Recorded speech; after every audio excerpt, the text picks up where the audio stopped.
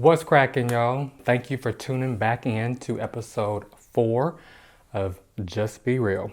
This topic today, I wanted to talk about. First off, let me thank every single person that has subscribed to my channel.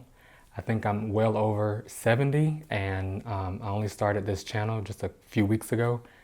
And I really appreciate it because that just shows me that y'all actually are interested in what I'm talking about. So thank you for those that have liked it, shared it, commented, the people that I've gotten the opportunity to connect with on a deeper level. I appreciate you so much. And yeah, so let's just keep doing what we do, and let's just hop right into it.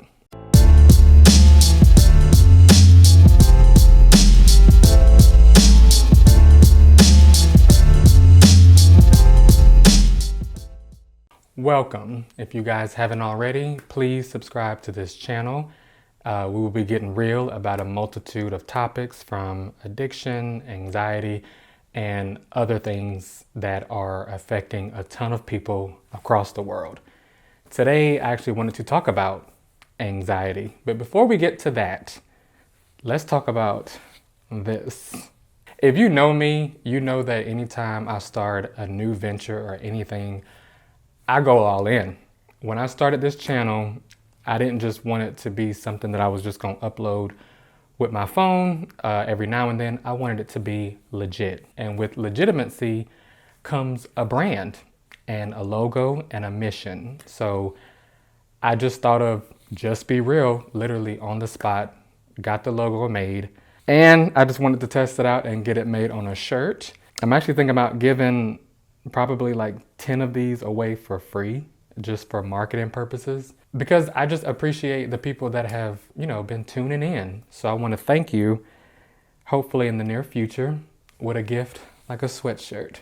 Like I said, today I wanted to discuss a topic that I feel is affecting way more people than pornography addiction, and that's anxiety. I think today's climate that we're living in, with these ever-changing rules and regulations with the government and with this pandemic, it just has a lot of people on edge. When you turn on the news, you never know what you're gonna get. Either you're coming out of the lockdown or you're going back into the lockdown.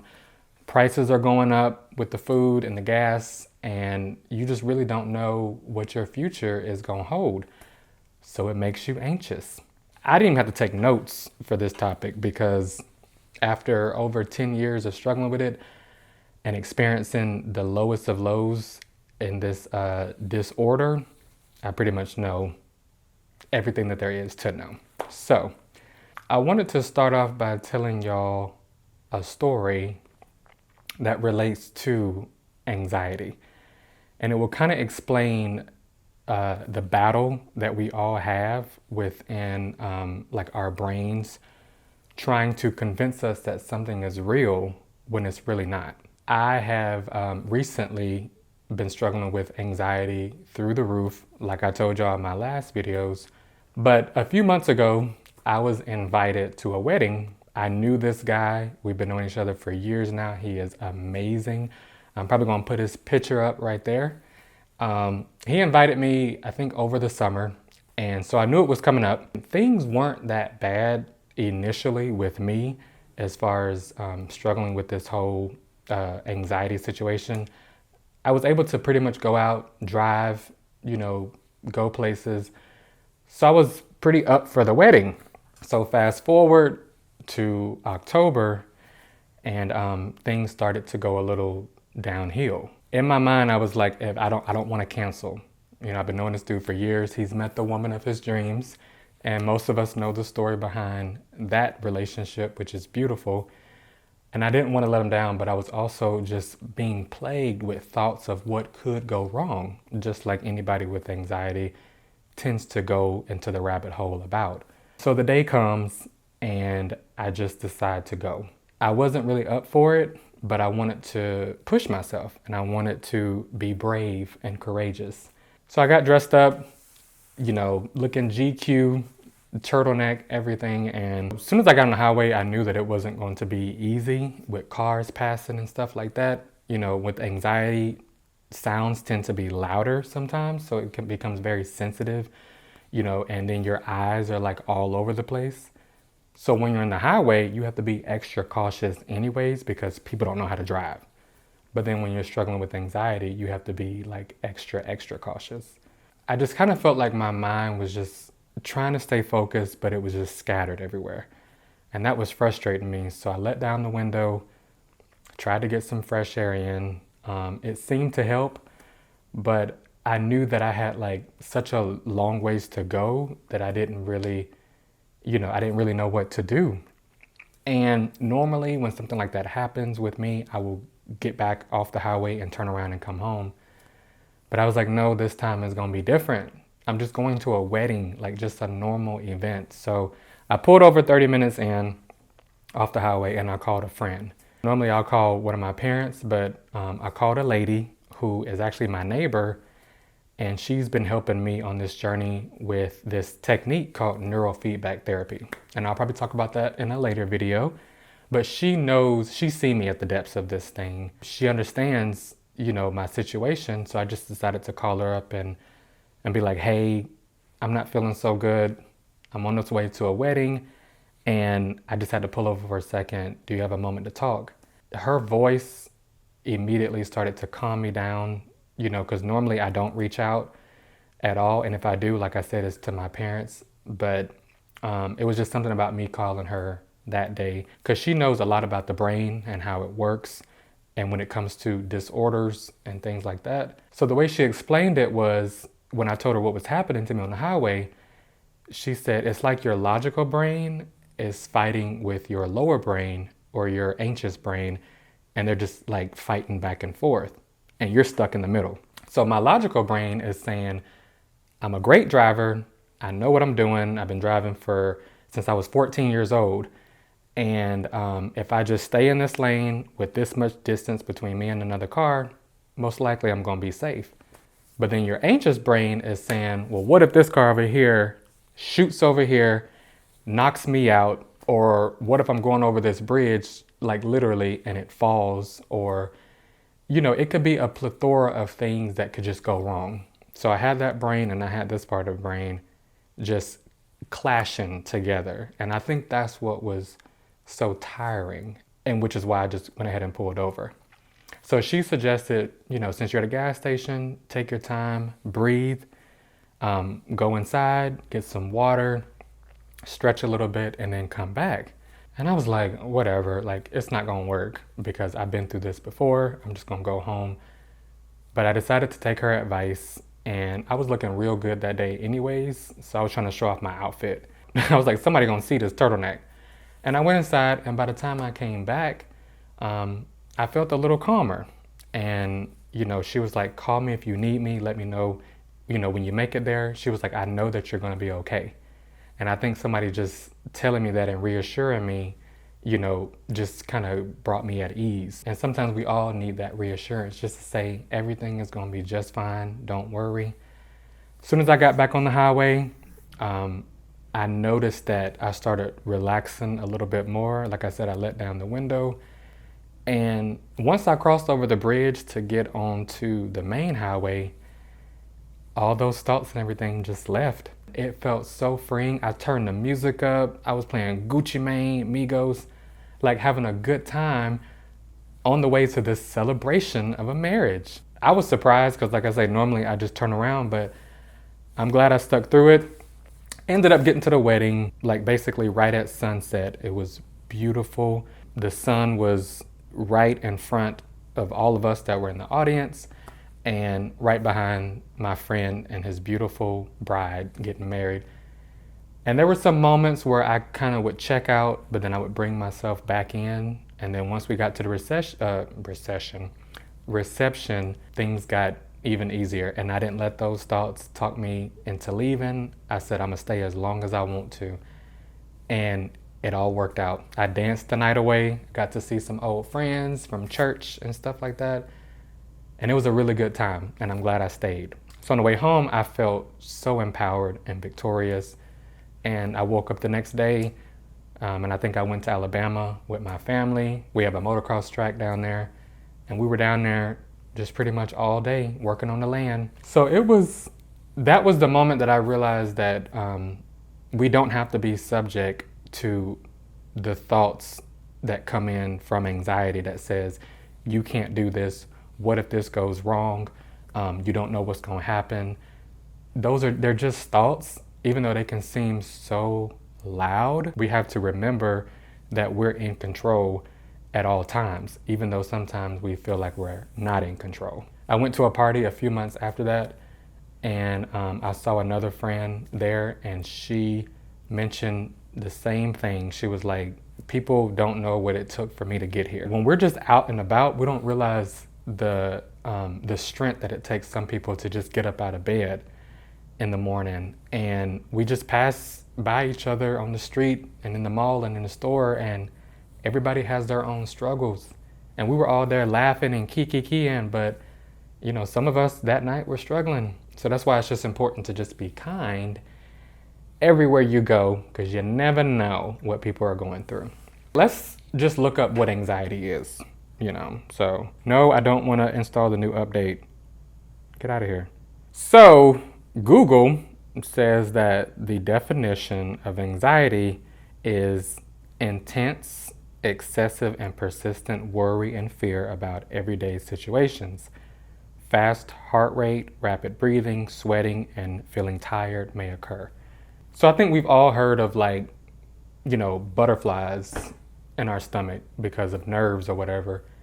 And growing up, I never heard the word anxiety. Didn't know it existed, like I've always said.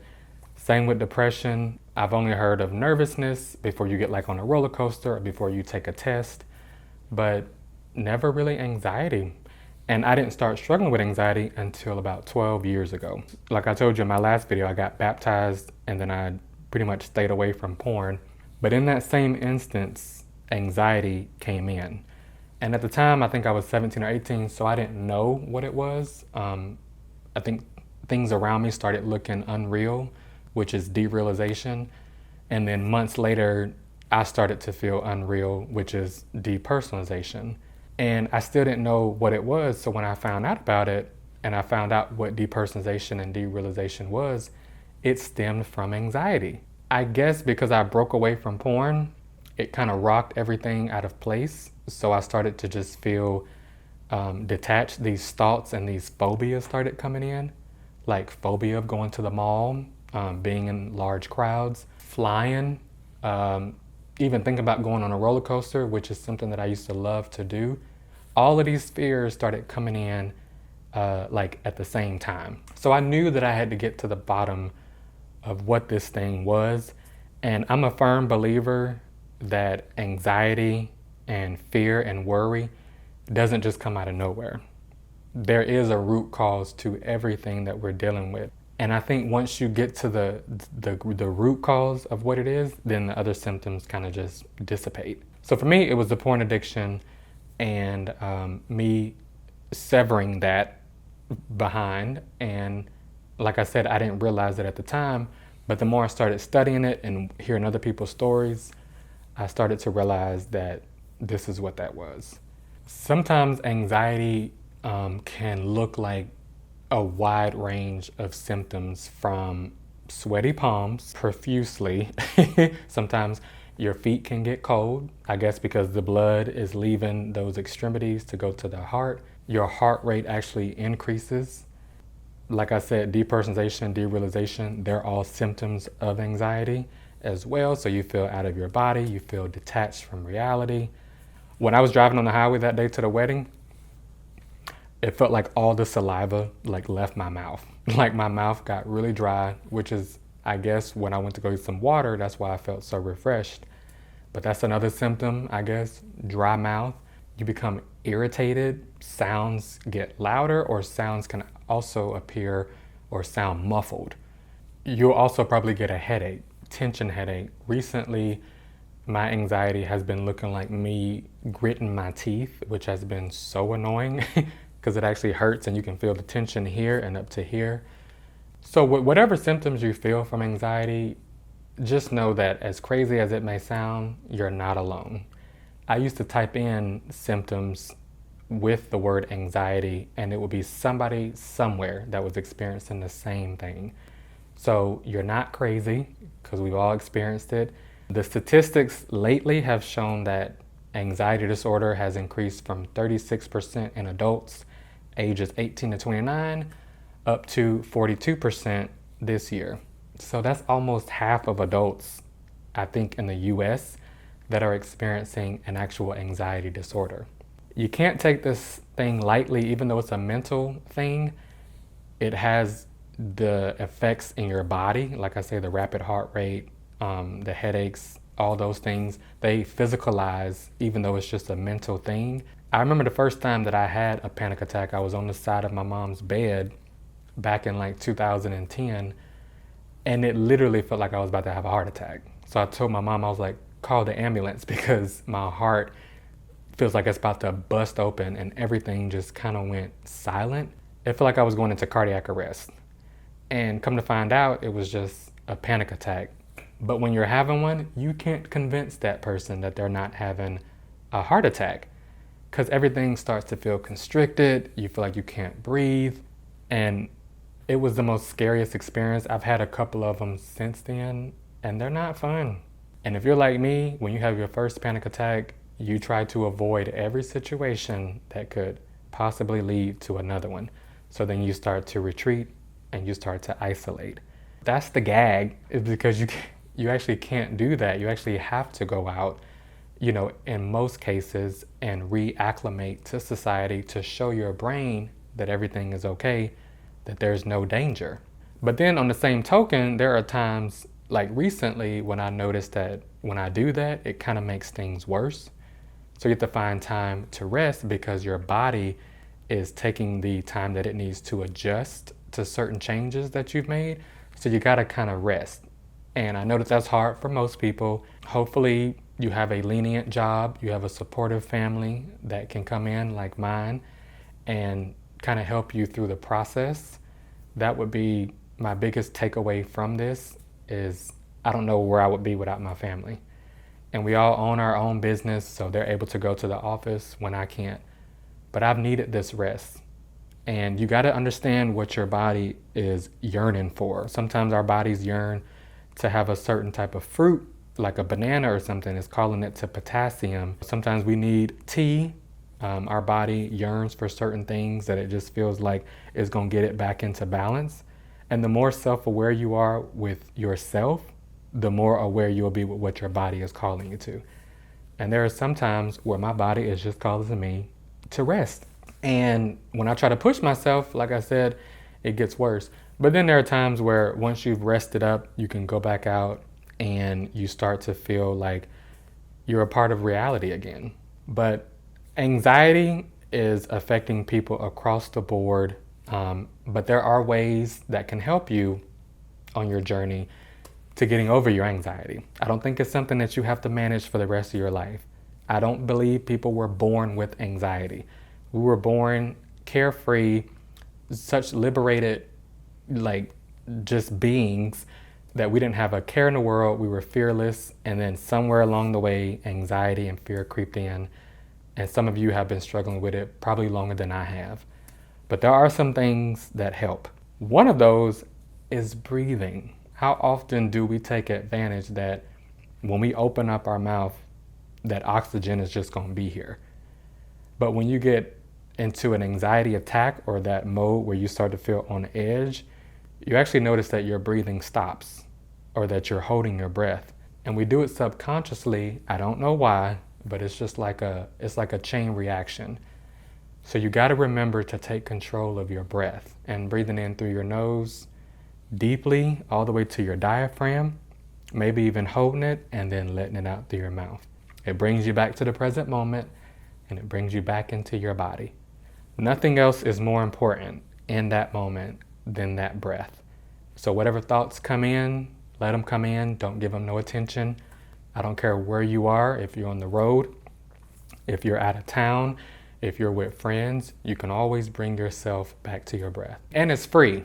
Breath is free. So take advantage of it. Another thing that helps that I discovered a couple years ago is CBD. I don't know where most of y'all live at But in the US, in most states, it's legal. Most CBD doesn't have THC in it, which is that psychoactive part that kind of gets you high. This is just a CBD, and it works directly with the cannabinoid system that we have within our bodies. And when you take drops of it, it attaches to those receptors and is able to calm the body down immediately. So when I took it a couple of years ago, I noticed it within like 5 or 10 seconds that I just felt calmer. Yes, the detachment feeling and stuff was still there, but I wasn't freaking out about it. And I think over time, as you take it, maybe a week or two, you'll start to feel those effects a lot more dramatically. CBD can just be something that you don't have to be on for the rest of your life. It can kind of just make things a little easier until you're able to better handle your everyday life better. Another thing is journaling. I think we get so into our heads with what we have to do on a daily basis that it can seem overwhelming at times. But when you get those thoughts out and you write them down, you actually feel you're able to look at the thoughts that are in your head and you kind of like project them onto the paper. It's crazy because like we think that the thoughts in our heads just have to just stay there and we have to just deal with them. But there is a way to get them out. And that is a way. And I've had a journal since the 5th grade. The last couple of years, I haven't been journaling, but I've been hearing great things about it from other people, which is causing me to want to get back into it. Sometimes I go back through my journals later on in life and I'm able to see how far I've come. It was the reason why I was able to write my first book, is because I had all of that past experience written down, and I was able to have that on record and just call it back up and write a book with all of my journal entries, well, most of them. So that's another way too. If you're up for it, hanging out with friends can distract you from it. There have been times where I've gone out and I've been very anxious, because I'm like, what if I have a panic attack in this crowd when I'm at this concert or whatever, or I'm just at a friend's house, with a gathering. But when I get there, the longer I stay, the more I actually start to like ease into it. And I think that's just because you're telling your brain that you're good.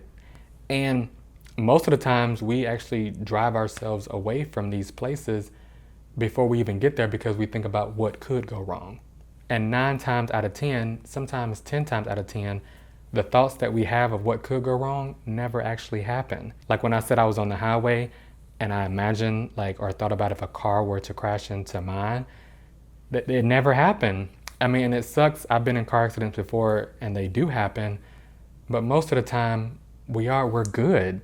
And we just have these thoughts that can just get our heart rate up, get our palms sweaty, get our pupils dilated to where we get tunnel vision, and we psych ourselves out of it. And you kind of just have to tell yourself you're good, you're strong, you're capable of doing anything that you set your mind to, you're brave. Whatever it is that you have to tell yourself to convince you that everything is okay, you kind of have to talk to your brain, because the brain will respond. The brain will take it in and eventually it's going to believe it. And then everything will just kind of start to mellow out and die down. And you're also changing the thoughts in your brain. You're putting new thoughts in. You're putting more positive thoughts in. And that's going to show up throughout your body and throughout your life. And that's what has worked with me. I used to do positive affirmations. I used to have sticky notes all over my mirror, on my wall, to remind me of who I am. I gotta say, it worked. And I think we get away from those things because we get better. And so we feel like we don't need those positive affirmations anymore. But I was just telling my mom the other day that we determine how long we want to stay on the mountaintop or in the valley. But when you get to the mountaintop, you have to keep doing those things that got you there. And whatever has helped you get out of that gutter, then keep it up, because you don't have to go back down to the valley. I know sometimes life can throw curveballs at you, but you can stay on that high for as long as you want to. Because once you're good, you want to stay that way. There's a lot of other things that can help too, like yoga and meditation, exercise, going for a walk out in nature, going on a trip to the beach. All of these things can help just bring you back to a state of peace and bring you back to the present moment. But for the sake of this video, it's probably already long anyways. And I know y'all's attention span can be a little short. I just wanted to name a couple of experiences that I've had with anxiety and name what has helped for me to encourage and inspire you to know that you're going to get through this, because I've gotten through it before. That's why even though I find myself back in this place, I know that it won't be for long, because I've come on the other side of this multiple times. If you haven't already, subscribe, like it. When you like this video, YouTube will deem it as something important and it will show up on other people's recommendations and it'll just get more attention. And the things that I'm talking about, I think deserve some attention. So thank you for helping a brother out. We will be back. I will be back with Just Be Real. Thank y'all for tuning in. I appreciate the support and stay tuned.